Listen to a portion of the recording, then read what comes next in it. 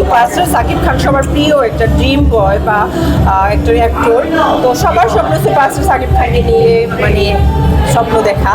তো আমারও ড্রিম, কিন্তু হচ্ছে মুভি করব এটা হচ্ছে উনি যদি চায়, একজন সুপারস্টার তার কোয়ালিটিস কি কেমন হবে সে নিজে ডিসিশন করবে। তো আমি তো ডিসিশন করতে পারবো না। ওনার যদি নিউজটা ভালো লাগে, তো অনেক নিউজই বলেছেন যে ভাই আপনার ছোটোখাটো রুল থাকলে আমি করতেই চাই আপনার সাথে কাজ। এখন আপনি এই যে আমাদের মাধ্যমে শাকিব খান ভাইকে কি বলতে চান?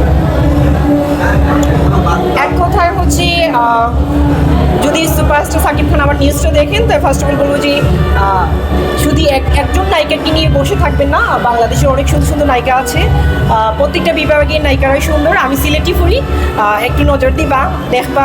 তো চাই কাজ করতাম চাই। তার সঙ্গে দেখা হলে তাকে কিভাবে প্রপোজ করবেন? ফার্স্ট অফ অল যেহেতু একটা সম্মানী পার্সন, তো মত বিনিময় হবে, সালাম আদাব হবে। তারপর হচ্ছে ফার্স্ট অফ অল হচ্ছে সাকিব খান একজন সম্মানিত পার্সন, অনেক বড় একজন সুপারস্টার। তো ওনার সাথে কথা বলার একটা সুযোগ করে দেওয়াটাই অনেক অনেক বড় কথা। তো সম্মানিত ব্যক্তিদেরকে সম্মান দিয়ে কথা বলতে হচ্ছে সুপারস্টার বা বাংলাদেশের সবচেয়ে ফেমাস একজন অ্যাক্টর।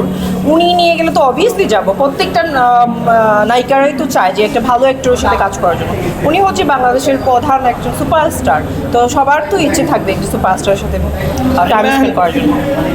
আচ্ছা, শাকিব খানের আসলে আমি খুব ব্যস্ত থাকি আমার পরিবার নিয়ে, কাজ নিয়ে। আর এমনিতে সং দেখা হয়েছে, অনেক মুভির সং দেখা হয়েছে, বরবাদ মুভির সং দেখা হয়েছে। আমার সবচেয়ে প্রিয় মুভি হচ্ছে সাকিব খানের এখনকার 2023-এর প্রিয়তমা, যেটা হচ্ছে আমি খুব মন প্রাণ দিয়ে দেখেছি বা ভালোভাবে মানে কী করেছি। আর প্রিয়তমার মুভির গান আপনারা জানেন, 2023-এ আমি প্রিয়তমার মুভির গান গিয়েই ভাইরাল হয়েছিলাম। ফার্স্টে হচ্ছে ওইটা থেকেই 18টা চ্যানেলেই আমার নিউজ হয়েছিল সুপারস্টার সাকিব খানকে নিয়ে, সেটা আপনারা ভালো করে জানেন।